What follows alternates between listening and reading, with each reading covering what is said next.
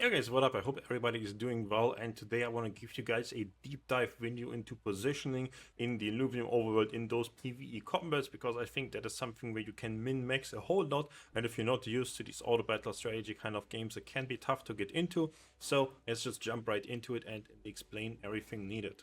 Now, first of all, you guys can see we're jumping into stage 3 run. We're gonna do the difficult battles here. Now, I think difficult is a bit of a, well, is it really gonna be difficult? I don't think they are difficult, but you need to know a lot of stuff, right? You need to understand how the game essentially works. You need to understand consumables and levels and all the intricacies and so on. So if you haven't watched my previous videos about combat and what there is to know, what there is to min-max and so on, go check out those videos. So first of all, if you load into the fight, you want to check the enemy encounter mods. Oh yeah, this is a pretty difficult one. Whenever there's a combination of two damage enhancing ones, those are the tough ones to beat. Now, additional damage and additional attack damage is, I think, probably the strongest combo, because a lot of Illuvials have just pretty high damage numbers. Now, the thing about this encounter, though, is that we see there's a lot of these empath Illuvials. So they don't actually do a whole lot of damage with auto attacks, and they don't actually do a whole lot of damage in general. So just out-surviving them is pretty easy. Then the second thing that you also, after you kind of figure out, okay, what kind of team composition am I fighting versus, you want to check the affinities, you want to figure out which Illuvials you want to play, and you also want to check where the enemy damage sources are positioned. Here in this case, the highest enemy damage source is actually this little Lynx here, so you probably do want to try and kill that really quickly. Now it is positioned in the backline, so maybe it's going to be a tough task of killing it. What can you look afterwards? Well, you can check, okay, maybe I cannot kill this guy, what is the next best option? There's a pretty useless Illuvial, it's just in the corner, right? And there's like these two Psion Illuvials. Well, they do have a damage buff, but the attack damage, well, they have really low attack damage, they don't profit a whole lot from that. So you can kind of just ignore this corner, it's totally fine. Let's look at this here. High crowd control Illuvials, and they also have a way higher base attack damage. So trying to focus these, because we cannot get to the links, seems to be the goal here. Then further than that, you have to check, okay, what other abilities does the enemy team have? For example, here, the Fennec Fox line has the ability of charming the two furthest away enemies. So my Ranger, for example, I just want my Ranger to be one of the charmed ones. Ranger is pretty weak, only have 10 cost weapon on it, right? And, well, random Tatopy is also kind of whatever if it gets hit with a charm. So we check the elements of these a lot. Is there something that I can play that's going to be countering this really hard? I mean, not really. I'm going to be fighting 2 air and a nature guy over here. Having fire would be good. I don't have a flare, I don't have a fire bulwark. I can play my nature bulwark though, and the nature bulwark is going to be getting hyper. About as good as the fire one would be. Now, we see this is like a pretty low damage output thing. There's Empath's Blazer Knight here. And I can probably just go the Scarabog, my second tank over here. And the question here is, what do I do on the like supportive side of things, right? Figured out nature is gonna be good, but there's no melee Illuvium here, so this is gonna walk up, and the nature hyper is not gonna be in range. There would be a melee Illuvium here, would be very nice. I would just have the nature guy heal this up, and I could just give this extra tank stats, and we would be fine. But now I'm gonna give my guy this little healing thing, and I don't actually need to play the Ador, I think. I can just essentially split the enemy damage a bit up, play my triple bulwark here. This is essentially just gonna die to these, which is fine. This can tank these guys. Scarabog can tank this, and yeah, here we should already be good to go, because we did counter the enemy crowd control abilities. With the 2 furthest away enemies, it's gonna hit these two, which are like whatever. And the enemy Blazer Knight is gonna hit here as well, so we cannot dodge the tornado. And I have my damage dealer kill. These are the 2 highest priority enemies that are actually reachable, compared to the Lynx, which is really hard to get to. And yeah, I don't need to play any more Illuvials here. I could just play more stuff. Obviously, it's gonna be easier to win that fight then. But I don't need to. This is me super min-maxing though. If you're not super comfortable in the game and so on yet, just play more Illuvials here and it's gonna be fine. I mean, I'm not gonna catch anything here anyways. I just do this for the sake of showing things.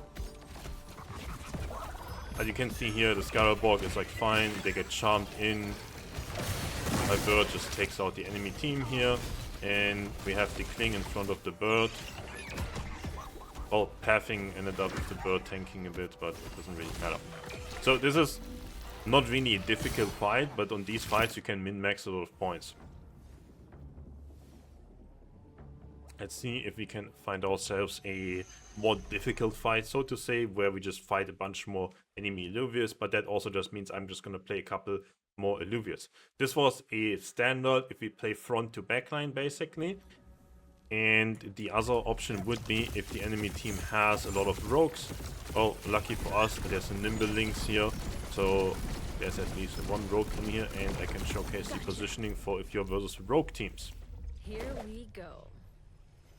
Now we're loading into the encounter again, and we can already see there's a crazy amount of rogues in the enemy team. I think rogues is a little bit hard to deal with oftentimes, because if you just like fight front to back and the enemy team has a lot of ranged Illuvials, you get away with these, I don't know, little tank guys. But if it's a lot of rogues, well, I don't know, sometimes you have to position a bit better in a sense, because if it's like this guy and there's mostly ranged, I can just have this here, and the ranged attacks, it's very easy to make them focus what I want them to focus. If you're versus a lot of rogues, it's a bit harder and there's a bit more leeway where you can mess up things. Okay, outside of that, we again check the encounter mods: additional health, energy resistance, and physical resistance. So they are really tanky on the encounter mods. Energy resistance doesn't do a whole lot against me. Outside of that, it's earth and water. So air Illuvials are crazy strong here. Now I'm just gonna play my Tatopy as well, because I want to farm experience points on my Tatopy. I could just play Ador, it would be stronger, but let's think about the fight and if we can get away with the Tatopy or not, for example. Also, I could just not play the Grokko and play the Ador instead of the Grokko, then I lose the Bulwark buff. It's again, do we get away with doing that or not? Because I personally am always min-maxing for the experience thing on the side. That's why I'm limit testing with these small Illuvials. You can just play higher stage ones of all of these, right? The same concept still apply. It's the same thing with like the tanks, the healers, and the damage dealers basically.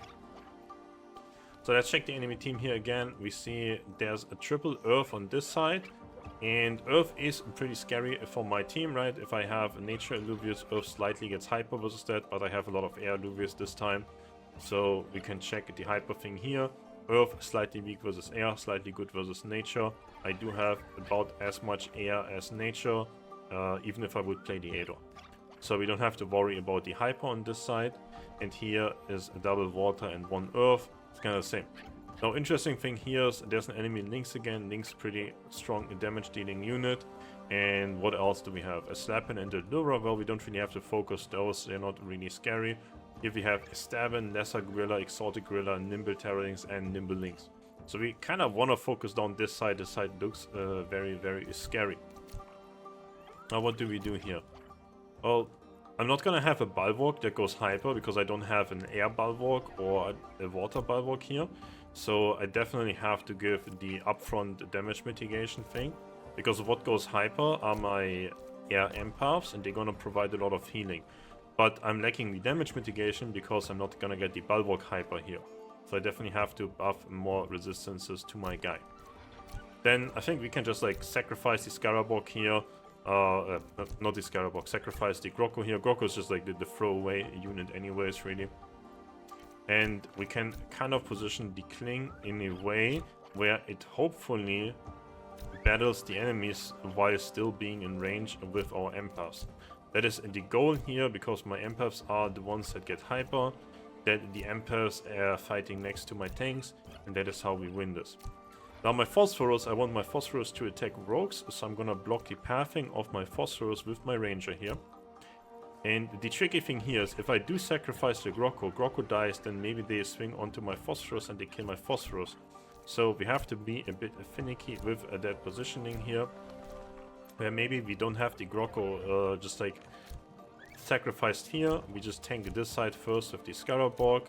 We block the Scarabog from running away with our Empath friends here.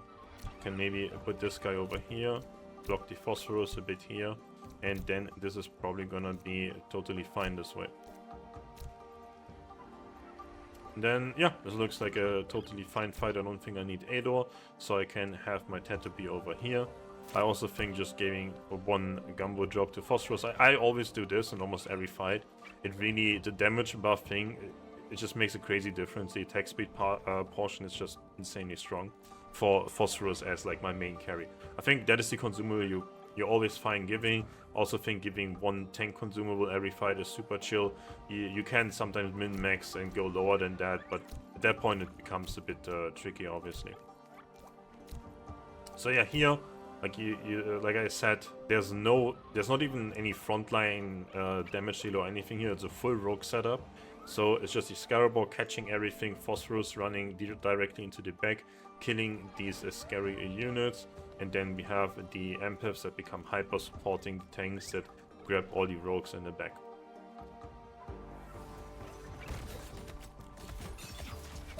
Here the funny thing is this can't even attack because it was blocked into the corner. It's very rare that that happens, but it's like kind of cooler when it does.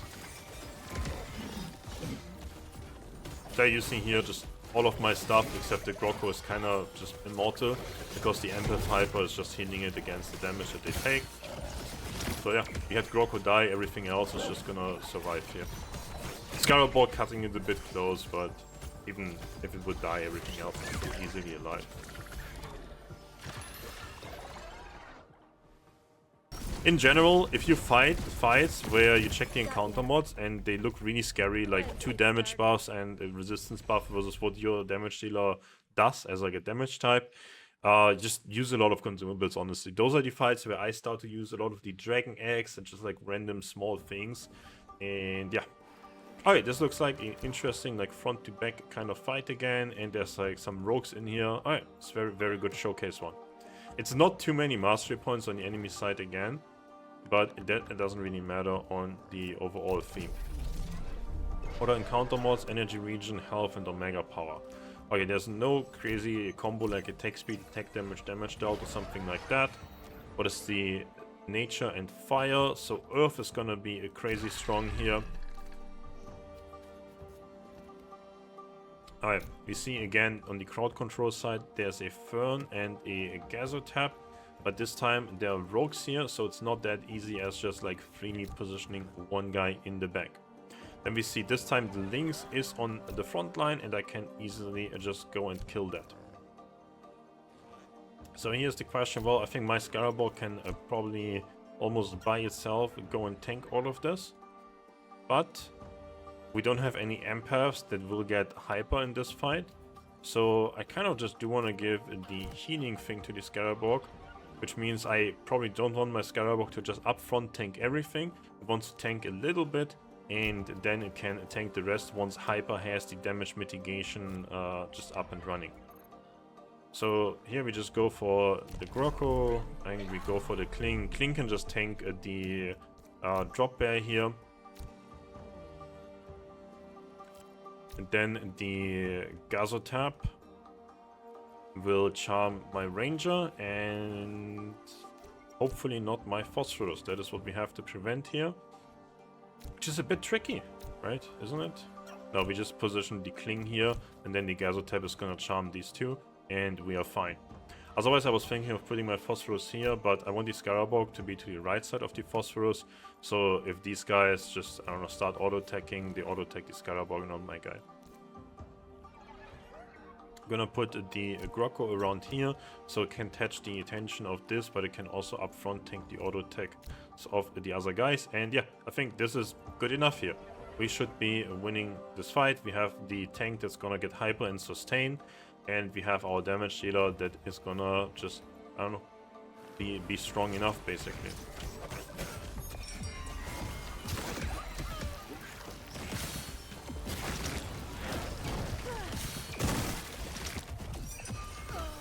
You see, even the Grocko, just because it was an Earth Illuvial, it tanked everything for quite a while. And now most of them are still focusing on the Scarabog. My Phosphorus is taking some damage, but it is a high level Illuvial, it has a lot of health, has the bloom thing, so it is fine.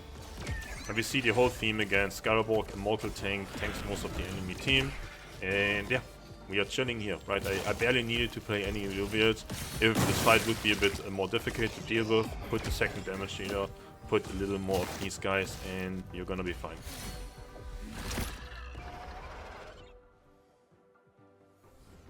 So the main takeaways on these fights is essentially you want to focus down the high priority damage dealing targets of the enemy team with your damage dealers. Number one.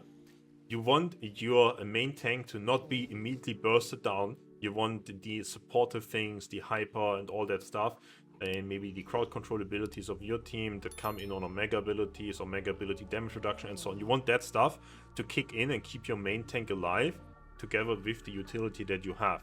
So that's why sometimes, I don't know, just like the Scarabog or the Kling, or sometimes the Groko, I mean, yeah, we just throw away the Groko, and then if Scarabog gets hyper, we focus on Scarabog. If Kling gets hyper, I focus on Kling. And the other one is also kind of just there to protect the main tank from being bursted down at the beginning.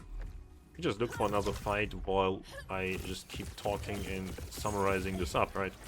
So, focus down the main enemy damage dealer and protect your tank from being bursted down.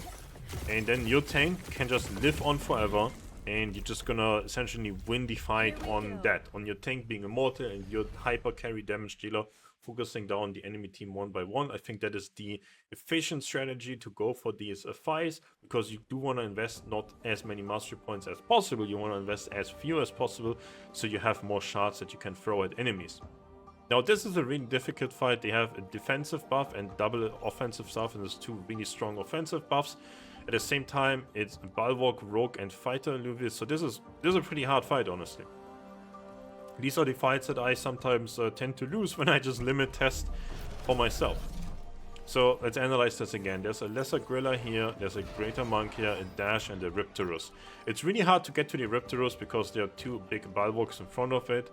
It is a Earth plus Water thing, so the Air Illuvials are gonna be super insanely strong here. Definitely gonna bring those out. Then a Kling. Can Kling get hyper? That's a good question. Can we position the nature guy only close to the water guys, away from the earth guys? It's probably really tough, so I'm not really gonna play with hyper on my Bulwark here. I'm gonna play with hyper on the air empaths that I have in my team here. Now, what do we focus? I think focusing Lesser Gorilla makes a lot of sense. I think that unit is always a bit scary to deal with. And it is easier to focus down than Dash, for example, because Dash becomes untargetable. And then the other thing is, how do we get to these? We don't really get well to them, so we just have to kind of just keep tanking their damage. That's what I mean. This is a relatively difficult fight to face. If I want to commit more mastery points, I could commit my Fyrox, and Fyrox can maybe AoE these down together with Phosphorus, but I don't want to make it too easy on myself here. So we're just gonna go for the triple Bulwark setup, especially because I probably have to tank them. And we figure out, okay, probably it's gonna be Scarabog here, Kling here. We're gonna put all the empaths around them. And just gonna have my Groko here. Groko can tank the Gorilla. And we're gonna do the blocking Phosphorus thing again. Because Phosphorus movement speed, you don't have to do this with every melee damage dealer, but Phosphorus movement speed is just that high that otherwise it would just run away, basically. Now, I can just put the Tetopy in here because I wanted to get some experience points. The Tetopy doesn't really do anything ever, it's just here to get experience points, honestly. And we do the classic Gumbo drop here.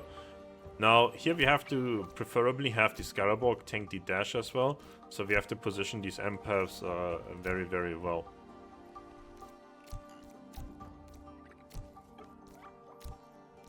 This can be a bit tricky, and maybe you need some more fights to get used to that. I could also have the Tetopy, like here for example, so the Tetopy can just tank a little bit. And yeah.